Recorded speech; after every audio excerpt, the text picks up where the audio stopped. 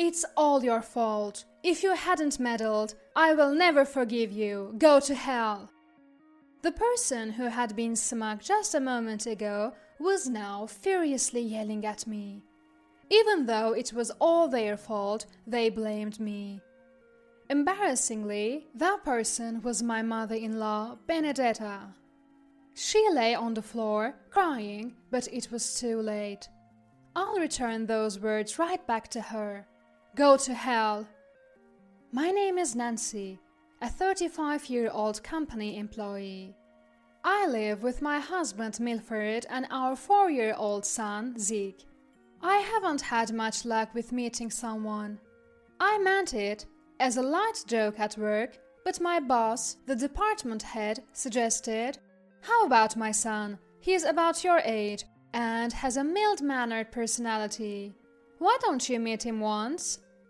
And that's how I met my now husband, Milford. We hit it off, got married the next year, and had our son Zeke the year after. Everything went smoothly. Life is so unpredictable. But, of course, not everything in life goes well. They say marriage isn't just about the couple. Dealing with family can be tough. Initially, at family gatherings, my detestable mother-in-law Benedetta would say, "Nancy, we're running low on drinks over here. Sorry, she's not very competent." She made me work even harder while I was busy preparing the meal. Do it yourself. And then there was another person. "Come on, hurry up, I'm hungry," said Milford's sister, my sister-in-law, Eleanor. She resembled Benedetta in looks and personality, but not at all like my husband. She's been job-hopping, 10 years younger than my husband. "Eleanor, could you help out a bit?" I asked with a wry smile. "Ew, why? You're his wife, right? That's your job. Besides, I'm busy," she grumbled, sitting down to play games on her mobile phone. Over 20 years old and yet, she talks like a child. I disliked her too. Benedetta never said anything to Eleanor, no matter how much she complained to me. A relative, fed up, said, "Hey, Nancy's pregnant, right? Make Eleanor help too." At that time, I was pregnant with Zeke, but Benedetta, unfazed, said, "Well, she's pregnant, but she's not showing yet." And Nancy volunteered. "Eleanor's tired from dealing with her mean boss every day. I'll take care of it." "Oh, my leg. Ouch." I mean, that's not the point. What's with her suddenly? Meanwhile, Eleanor, perhaps scoring high in her game, was oblivious to us and posing victoriously next to Benedetta. When Benedetta's leg was mentioned, the relatives always fell silent. There's a reason for that. As I was doing the dishes in the kitchen, Cheryl, Gwen's sister and my husband's aunt, came up from behind and said, "I'm sorry about earlier. I shouldn't have said that." "Oh no, not at all. I was actually happy earlier," I responded with a smile. This countryside, I tell you, hosting and everything else, it's all on the women. The men should help out a bit too. While she complained, she would sometimes joke, and I liked this aunt-in-law. She's a bright person and always takes charge at family gatherings. Although I got along with everyone, my relationship with Benedetta was quite poor. Milford's late mom was such a nice person, but why on earth did he remarry someone like her? Cheryl said this and sighed deeply. In fact, Milford and Benedetta are not blood related. Milford's biological mother passed away due to illness around the time he started elementary school. And around at the age of 11, Gwen remarried, and that partner was Benedetta. The story of Gwen and Benedetta's meeting is tied to why Benedetta has a bad leg.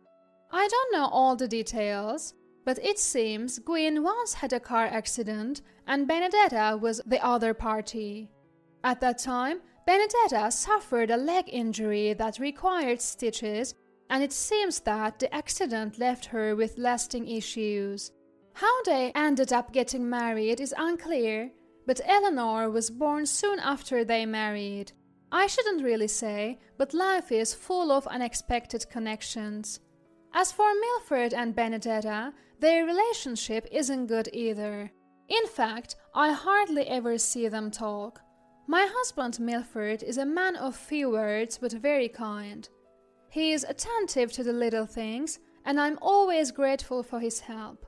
When we visit his family, he talks a lot with Gwyn, but hardly ever with Benedetta and Eleanor. I don't think of her as a mom.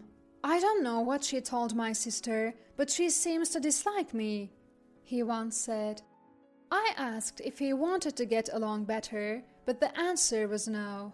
He said with a wry smile, I don't have many good memories. As a child, I forced a smile for that sake.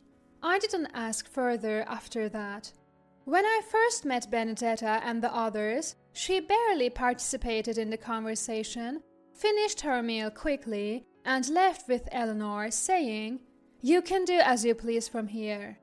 What a rude person. My first impression of Benedetta and the others was the worst. Benedetta, uninterested in her son, naturally didn't dote on my son Zeke either, and never even held him since he was born. I didn't want her touching my son anyway, so it didn't bother me. The only thing that troubled me was seeing Zeke ask sadly, Does Grandma hate me?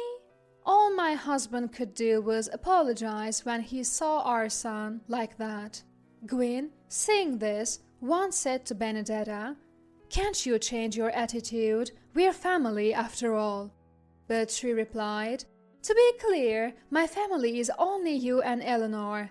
I'd like to get along, but Milford has been glaring at me since he was young. It's scary.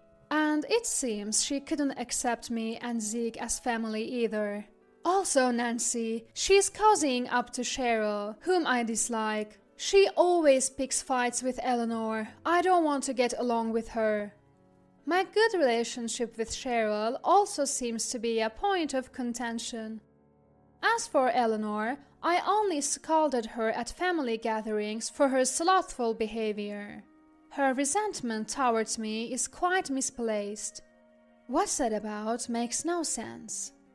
Because of Benedetta's attitude, we only saw her and Eleanor at family gatherings, New Year's celebrations, funerals, and weddings. Since Gwyn is my husband's boss, and they seem to be in regular contact, I had resigned myself to this relationship continuing as is. However, an unexpected event was about to change this dynamic. It happened just after Gwyn retired, saying he was looking forward to relaxing. Gwyn was diagnosed with cancer. I had been feeling off lately, but cancer, this is tough, he said weakly, smiling on the hospital bed. The cancer had progressed considerably and had spread to other organs. The doctor said he had about a year left and our family couldn't stop crying. We should make sure Gwyn has no regrets and let him live his remaining life the way he wants to, I said. My husband nodded, tears in his eyes. A few days later, I received a call from an unexpected person. Hello, Nancy.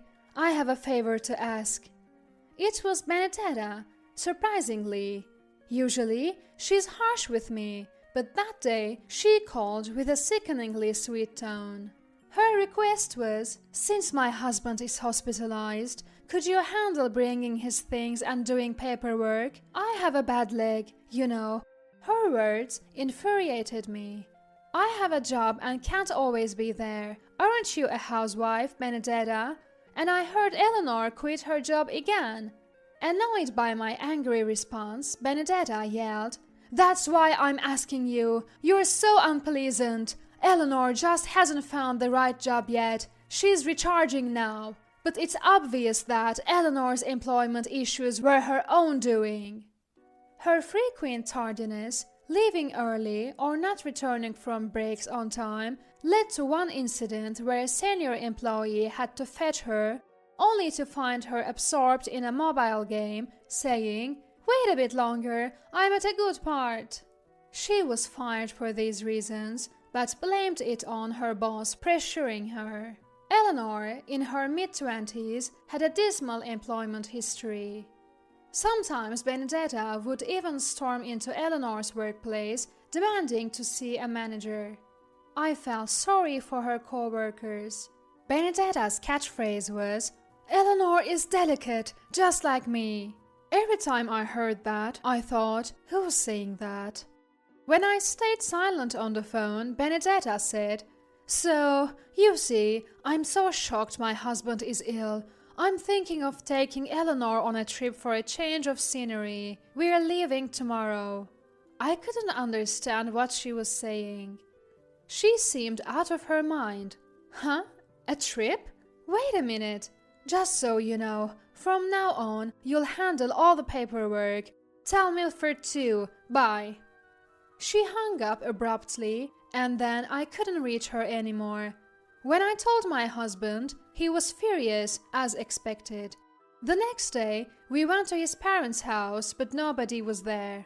It seemed Benedetta and Eleanor had indeed gone on their trip. Unbelievable! How could they? I'm the type to express my anger quickly, but my husband bottles it up until he explodes. When such people get angry, it's actually quite scary. My husband sighed, "Anyway, let's take that things to him. I know where most of it is." Their house was large, with individual rooms and even a study exclusively for Gwyn. As we gathered his things, we found something in Gwyn's room that shouldn't have been there. We were both chilled to the bone when we saw it. Gwyn's surgery was successful, but the prognosis wasn't good. Benedetta and Eleanor, taking advantage of his absence, did as they pleased. When they occasionally showed up at the hospital room, Benedetta only talked about money, and Eleanor was glued to her mobile phone. There were times when Gwyn was well enough for a temporary discharge, but instead of returning to his house, he said, looking guilty, "Milford, Nancy, can I stay with you? I want to see Zeke." It broke my heart to see him like that, and I replied, "Of course, Zeke has been wanting to see his grandpa." After several hospital stays, Gwyn peacefully passed away in our care and that of his brother and sister-in-law.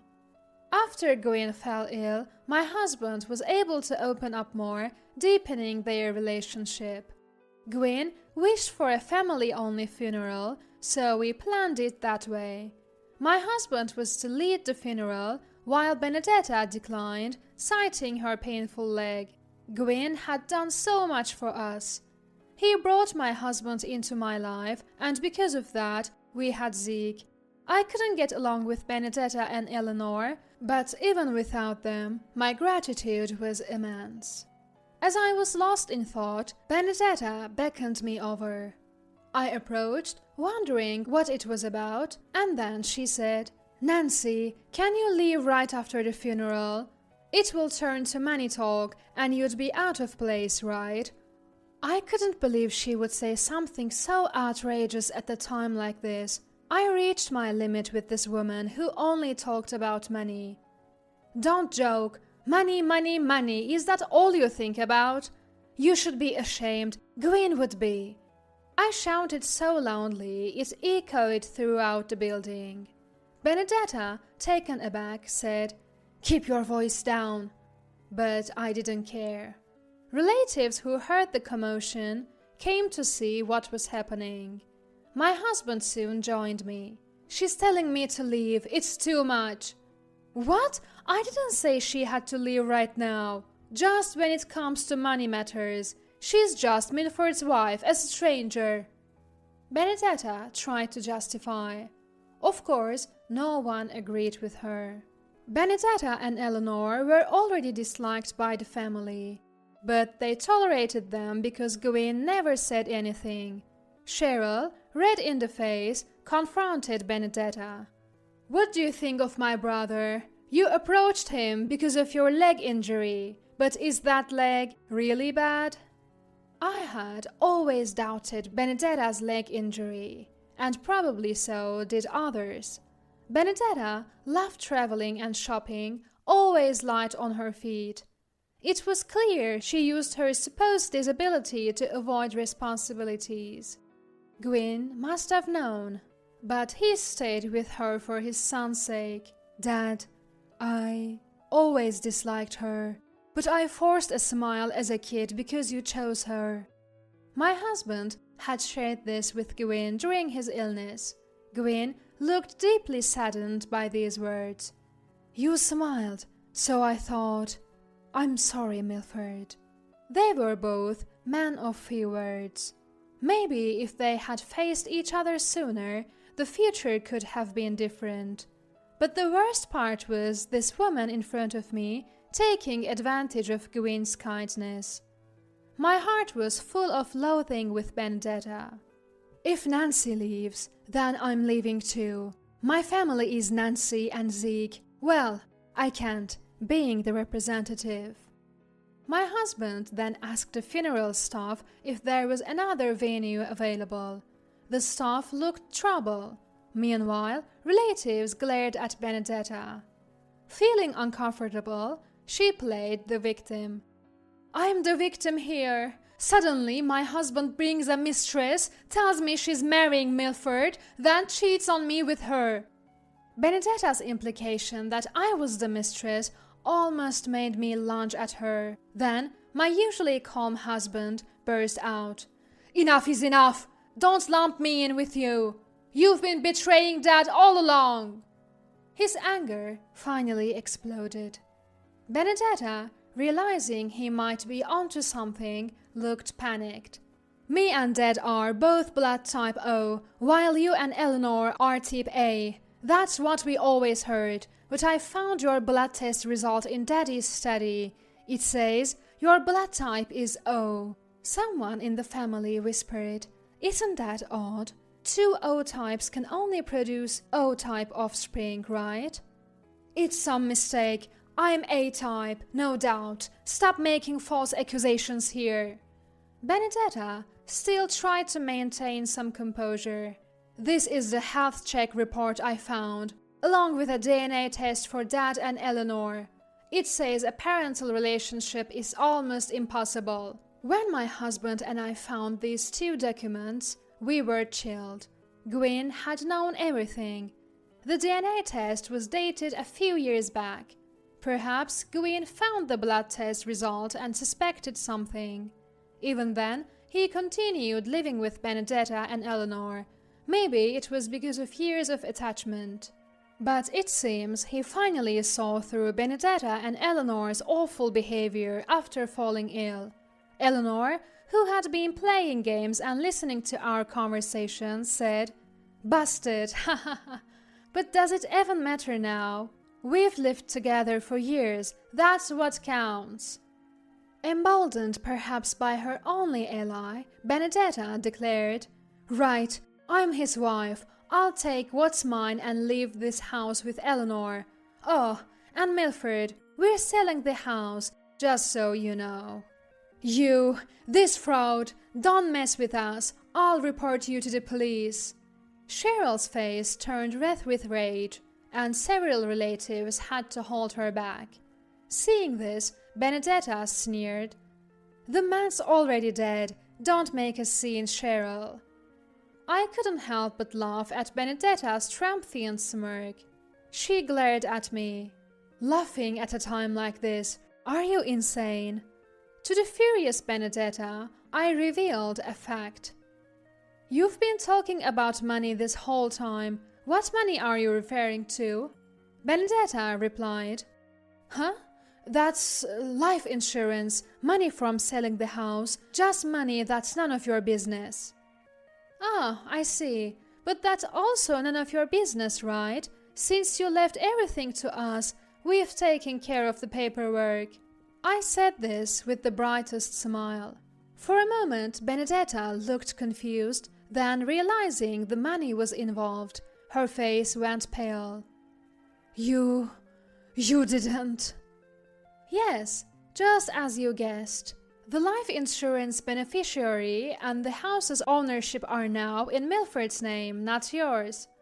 Of course, it was all decided after discussing it with Gwyn. Upon hearing my words, Benedetta collapsed on her knees, crying in despair.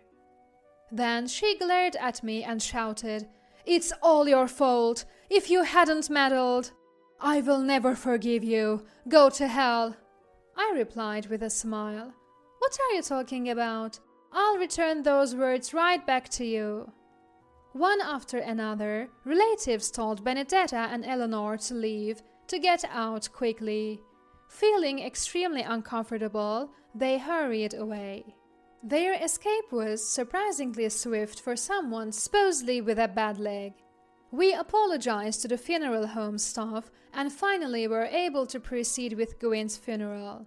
Afterward, we discovered that they had been spending Gwyn's money extravagantly, thinking they would inherit a significant amount.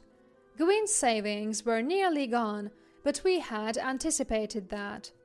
Eleanor's biological father turned out to be an awful man, having an affair with Benedetta even before she married Gwyn. Benedetta continued the relationship even after marrying Gwyn. It seems Eleanor occasionally met her biological father, and they mocked Gwyn together, a despicable family. After Gwyn's death, they shamelessly tried to stay in the house. When my husband threatened to consult the police and lawyers, they disappeared the next day. My husband changed the locks immediately and renovated the old house into a rental property. We quickly found tenants, and now the rental income slightly increases our living expenses. Months later, I heard from a relative that they saw Benedetta and Eleanor looking shabby, being led away by some intimidating and unsavory characters. I doubt they can return to a normal life now, but they are strangers to us. It has nothing to do with our family. Since then, my husband got a transfer and we moved. He works less overtime now and is so happy to spend more time with our son Zeke. Zeke, don't keep your worries to yourself. Talk to Dad about anything. I'll be here for you, he often says.